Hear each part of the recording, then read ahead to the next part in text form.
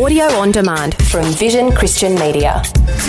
Pain and faith are not always related. No matter how much faith you have in God, you're not going to be spared from pain. Sometimes God allows us to experience pain to wake us up to who we've become. We've strayed so far away from His ideal and His abundant life principles, we got to get back to the center if we ever hope to gain any kind of peace and abundant living. Today with Jeff Vines, pastor, apologist, and Bible teacher.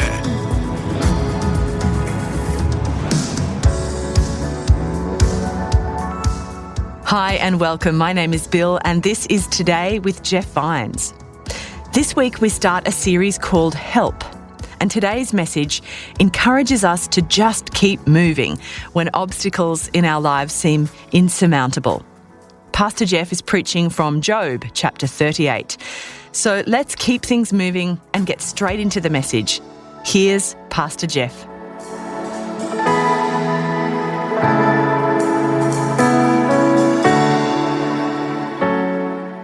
Hey, turn in your Bibles over to Job chapter 38.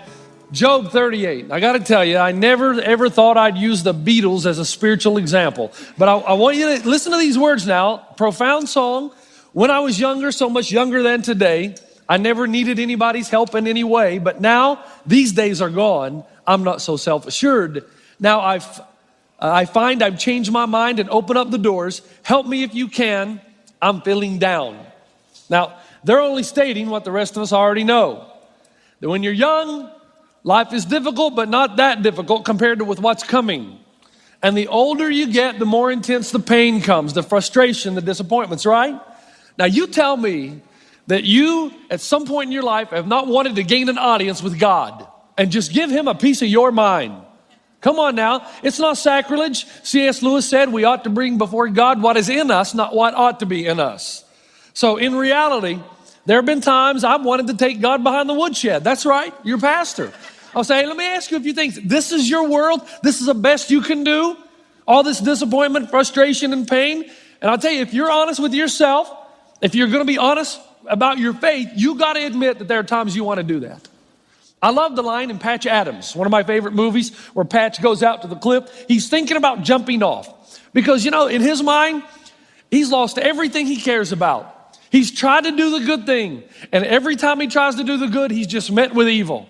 And finally, he looks in that powerful line. He says this to God. He says, God, you created the world in 6 days, and on the seventh day you rested. Maybe you should have spent that day on compassion. Now, when I first heard that, I thought, that's sacrilege. You know, but a part of me thought, man, that's how I feel sometimes. That's how we all feel. Now, here's the beauty of it. If you did get that audience with God to be able to speak your mind, do you have any idea what He would say in return? You no longer have to wonder. Because there's a man by the name of Job who had an audience with God for 37 chapters. He said everything that you're going to say. Why is the world so tough? You're a good, perfect, and loving God. Why so much pain? Why so much evil?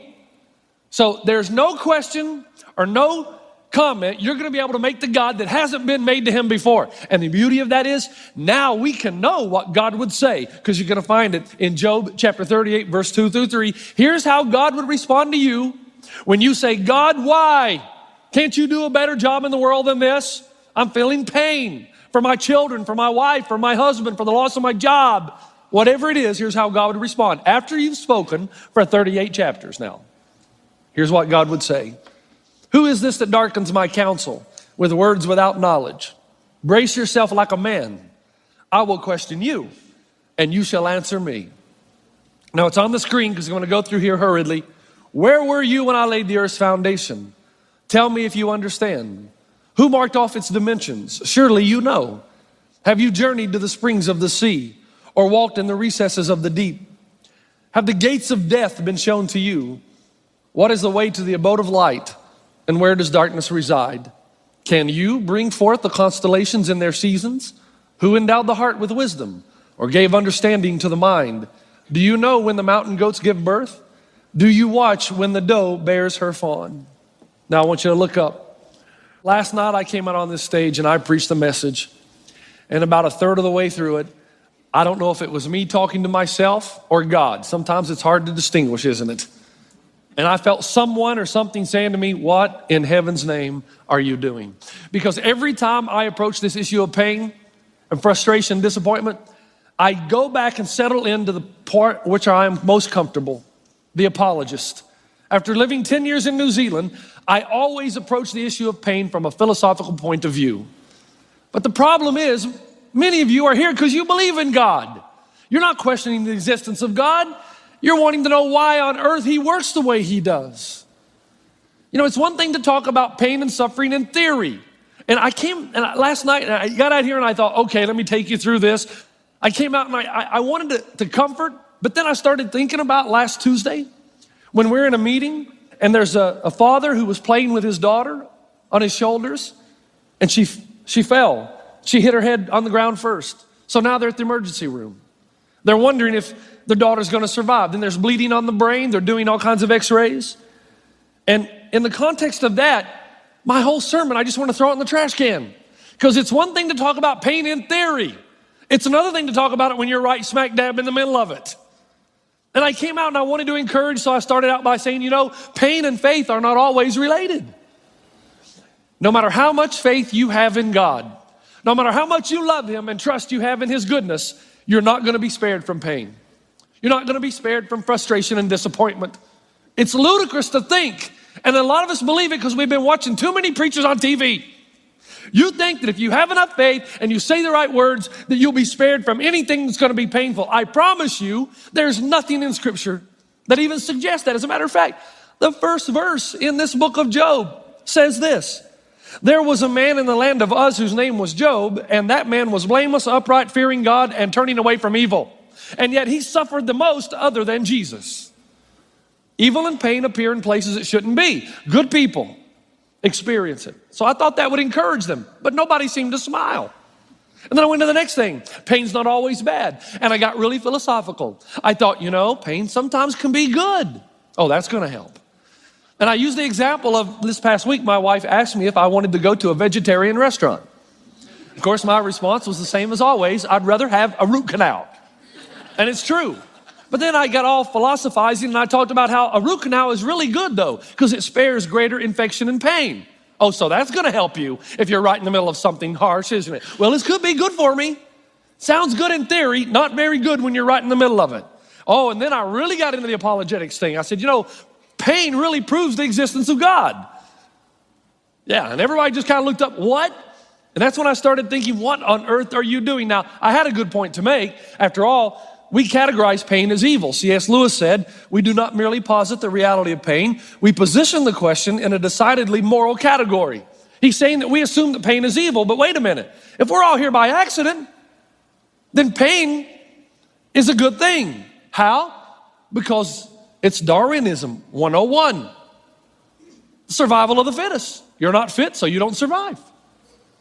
If you experience pain and you die, it's the progression of the human race. It's good when you die out because you're weak and you're holding the rest of us back. So it's a good point to make, but it really doesn't help you when you're in the middle of pain. I moved on to the fourth aspect. Pain is often the result of our own doing. Oh, that's really gonna help you, right? I'm in this position because I've been a bad boy or girl. Now, there is some truth to this again. I embezzle at work, I lose my job, I can't get another job, and we say, God, how could you do this to me? I cheat on my wife, so you won't forgive me in return. God, how could you do this to my marriage? We ignore our children, they get older, they ignore us. God, how could you? There is a sense in which we gain a sense of entitlement. We go out and pursue the things of the world. We get so far in debt because we think we got to live above our means. We find ourselves in financial disarray. And next thing you know, we're throwing our hands in frustration to God and saying, how could you put us in this situation?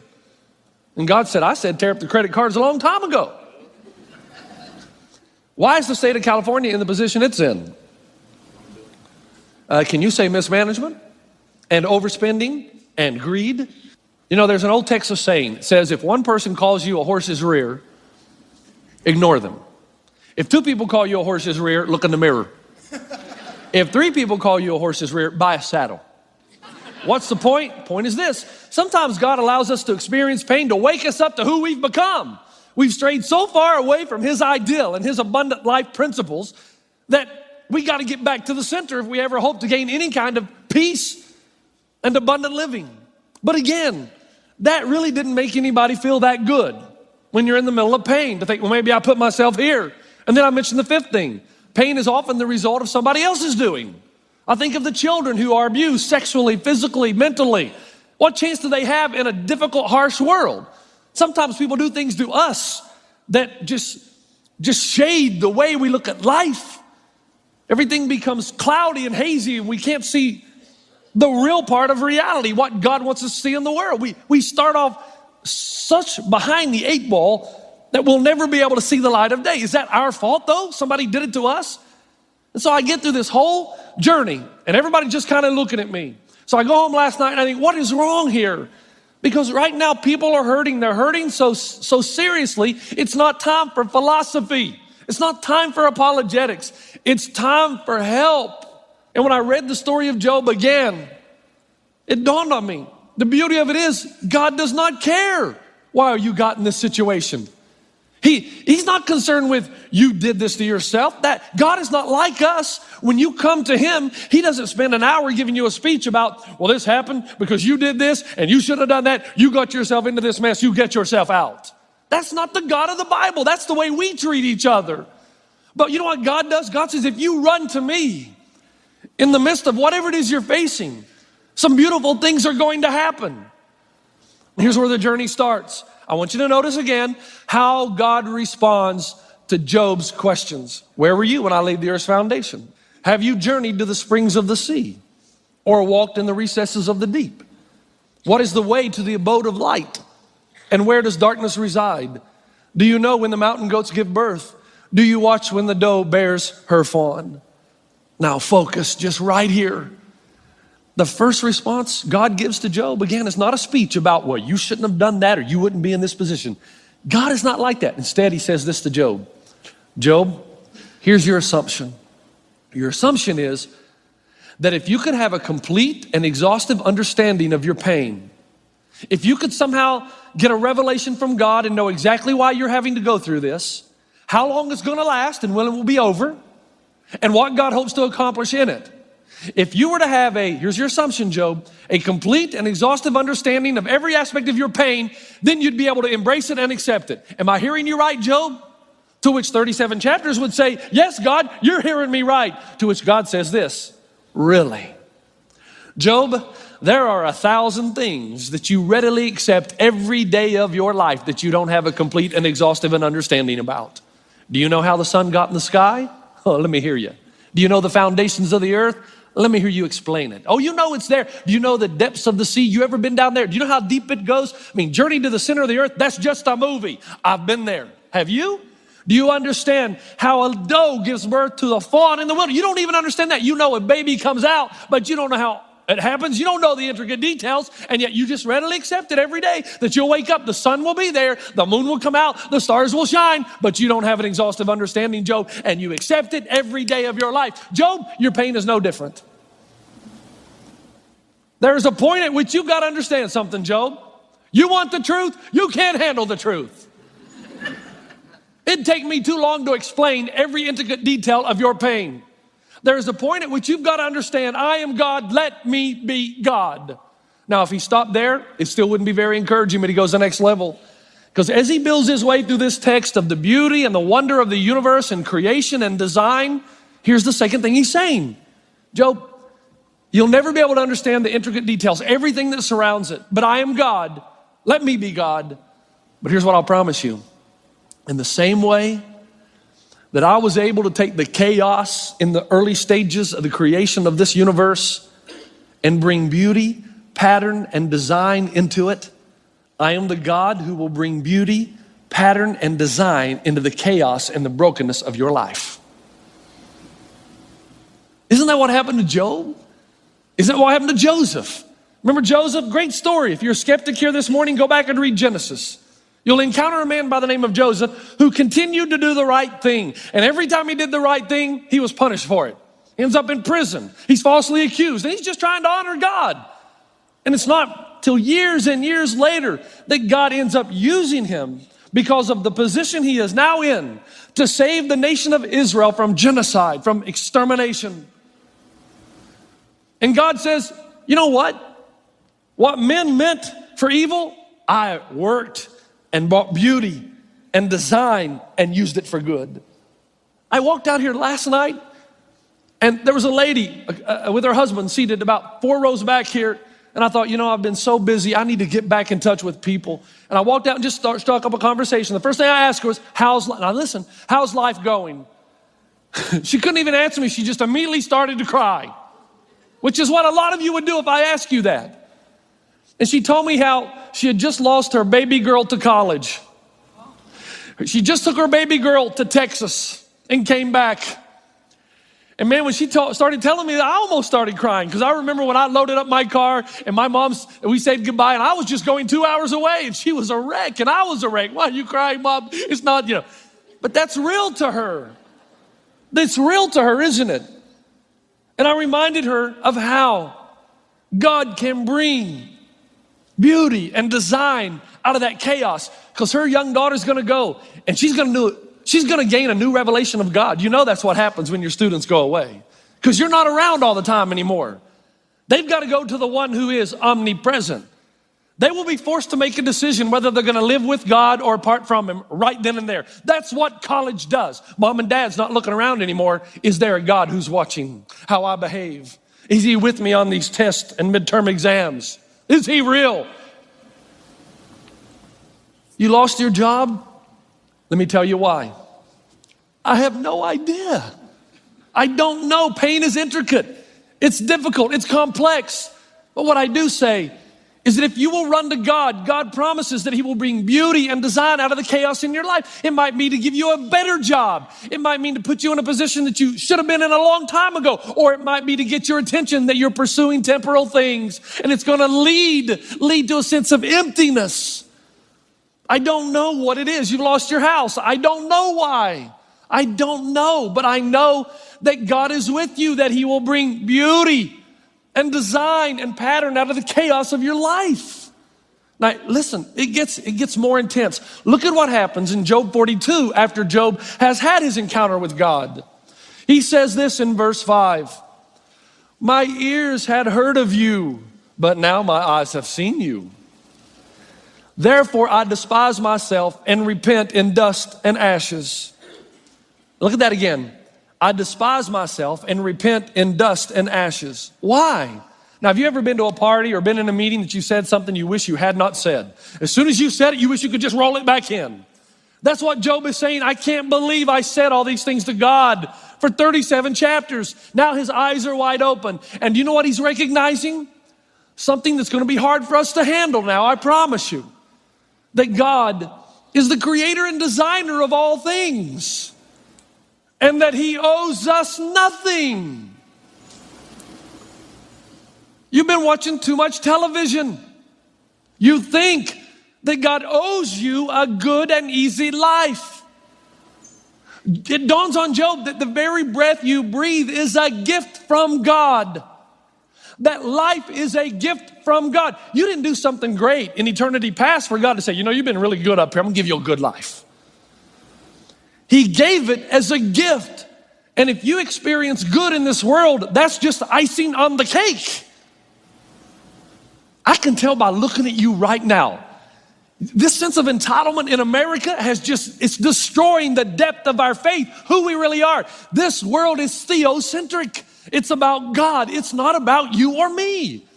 And God has the divine right to mold and shape and bring pattern and beauty and design out of the chaos He allows in your life for His purposes. Job all of a sudden starts to get that.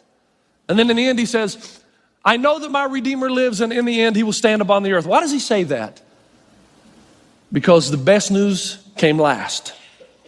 Whatever God calls you to endure, listen now. Whatever God calls you to endure, He not only promises to bring beauty and design out of that chaos, He promises that He's gonna be with you and upon you every step of the way. But it's better than that now. Don't shut me out. You're gonna get a God revelation. You're gonna see God. The more intense your pain, the bigger the revelation God gives.